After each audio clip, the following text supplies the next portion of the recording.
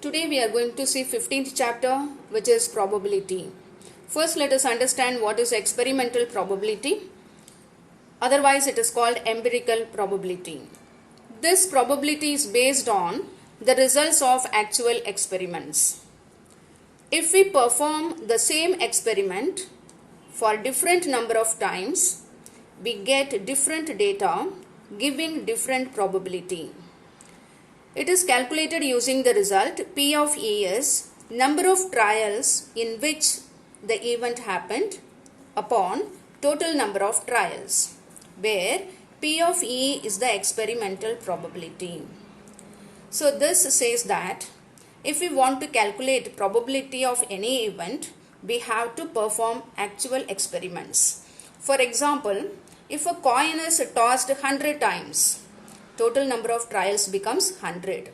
Suppose if you want to find out probability of getting a head, by tossing the coin, we have to record how many times head appears and how many times tail appears. If we want to find probability of appearing head, we should understand how many times the head appeared. Suppose if it is appeared 51 times, P of E becomes 51 divided by 100. 51 stands for how many times the head appeared and 100 shows how many times the coin is tossed. This is experimental probability, or we say empirical, because by performing experiment the probability is calculated. It is named as experimental probability. The next is theoretical or classical probability.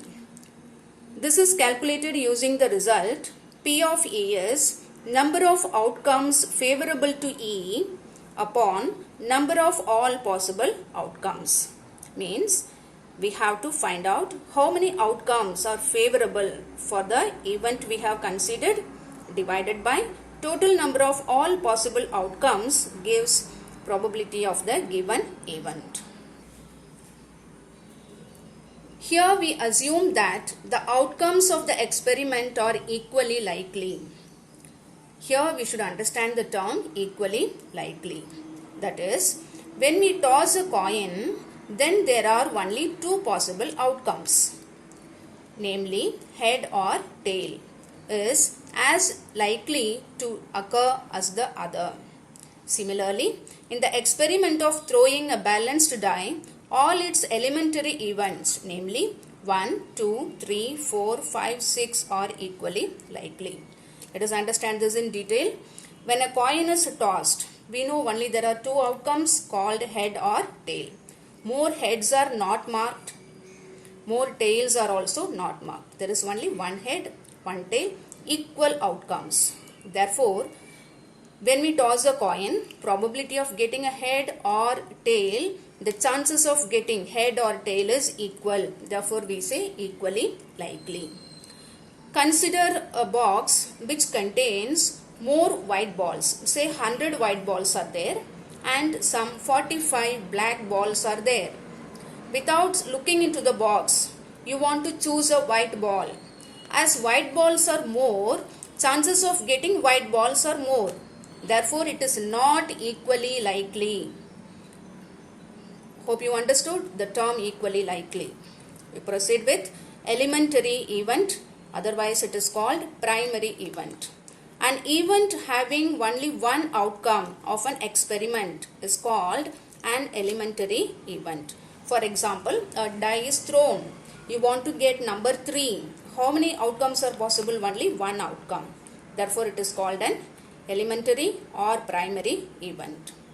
So when a die is thrown, we can find the probability of getting number 1, probability of getting number 2, like that till probability of 6 can be found. If you add all these answers, the result will be equal to 1. That is mentioned here. The sum of the probabilities of all the elementary events of an experiment is 1. One more example, tossing a coin. When you find probability of getting a head, it becomes half. Probability of getting a tail is also half. We know only head and tail are possible. They are elementary events because the outcome is 1. If you add half plus half, we get 1. Therefore, the sum of the probabilities of all the elementary events of an experiment is 1. The next point is the probability of a certain event is 1. A certain event which is sure to occur. Its probability, if we calculate, we get it is 1.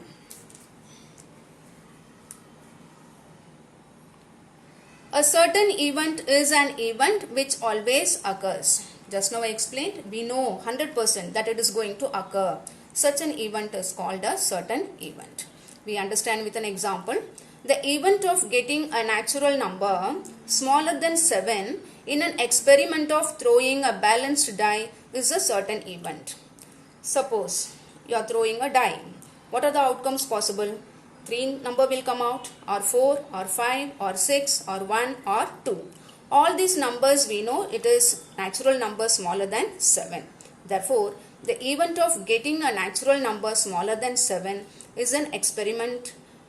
In an experiment of throwing a balanced die is an example of certain event. We know certainly one number less than 7 is going to come. That is the event fixed over here. Therefore, this is an example of certain event. Next, the probability of an impossible event is 0. If we calculate the probability of an impossible event, the value becomes 0. Example is the event of getting a number greater than 6. When a die is thrown, we know we will get a number from 1 to 6 only. It's not possible to get a number greater than 6. Therefore, this is an example of an impossible event. If you calculate its probability, it will be equal to 0.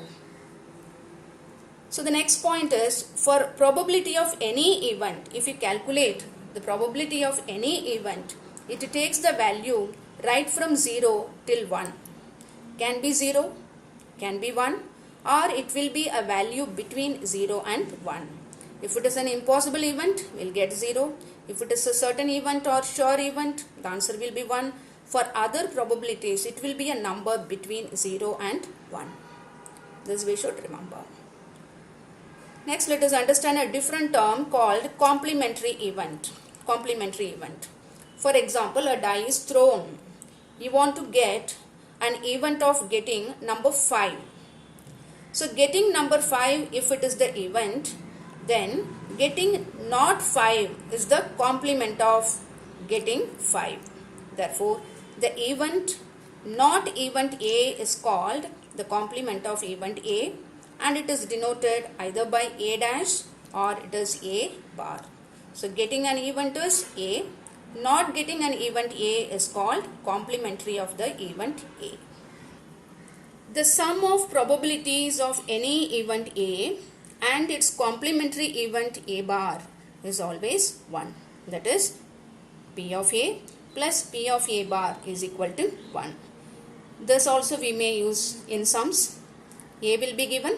We can find out A bar using this result. Some cases A bar will be given. We can find out P of A using the result. So remember, probability of an event plus probability of not an event is always equal to 1.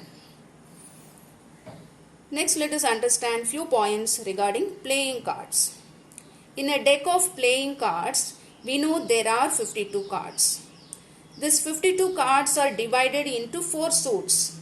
In each suit, we will find 13 cards.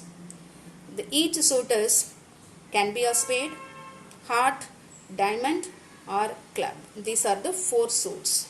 In each suit, we have 13 cards. Out of the 4, 2 are black in color we know and 2 are red in color. Clubs and spades are of black color. Hearts and diamonds are of red color. In each suit, we will have a king, a queen, jack, numbers 10, 9, 8, 7, 6, 5, 4, 3 and 2. This will be present in each and every suit. Now let us understand what are picture cards or face cards. In each suit we find king, queen and jack. These 3 in each suit is called face card. So total in a deck of 52 cards we will find 12 face cards. Out of 12, 6 will be black in color and 6 will be red in color. Exercise 15.1. Let us understand the question first. Complete the following statements. Probability of an event E plus probability of the event not E means E bar. P of E plus P of E bar. Just now we studied for A. P of A plus P of A bar. Just now we revised. The answer is equal to 1. The second one is the probability of an event that cannot happen. What is the value of probability of an event that cannot happen? Its value is 0. Such an event is called impossible event. Impossible event. The third question is the probability of an event that is certain to happen. Its value is 1. Such an event is called sure event or certain event. And the fourth one is sum of the probabilities of all the elementary events of an experiment is 1. And fifth is the probability of an event is greater than or equal to 0 and less than or equal to 1. All these 5 blanks just now we discussed in the theory. So before you start the exercise, kindly read the notes explained and then you can fill it up. To the second question. Which of the following experiments have equally likely outcomes and explain? The first question is, a driver attempts to start a car, the car starts or does not start. Okay, here the question is starting a car. The condition of the car is not given here, whether it is a new car or the car which is not used for many years, the condition is not mentioned. In case if it is a new car and if it is in a good condition, once you put the key, the car will start. Suppose if it is a car not used for many years, no fuel is there, then there is no chance of starting the car. Therefore, here we say it is not equally and likely. The second one is a player attempts to shoot a basketball. She or he shoots or misses the shot. Means what? Suppose if a player is a very good player, very efficient player, had taken practice for a long time, definitely he can shoot it. Suppose if he or she is a beginner, not having proper practice, then he or she will miss the shot. Therefore, this is also not equally likely. Third is, a trial is made to answer a true or false question. The answer is right or wrong.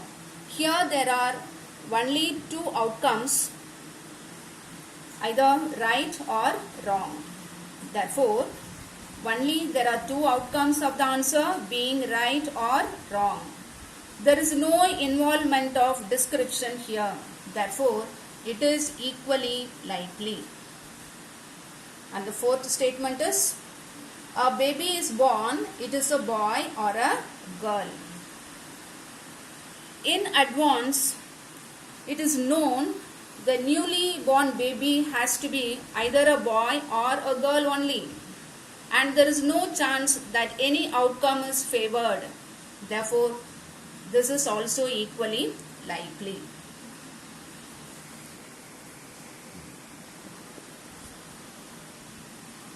read பண்ணுங்க. இதை நான் read பண்ணுறது கூட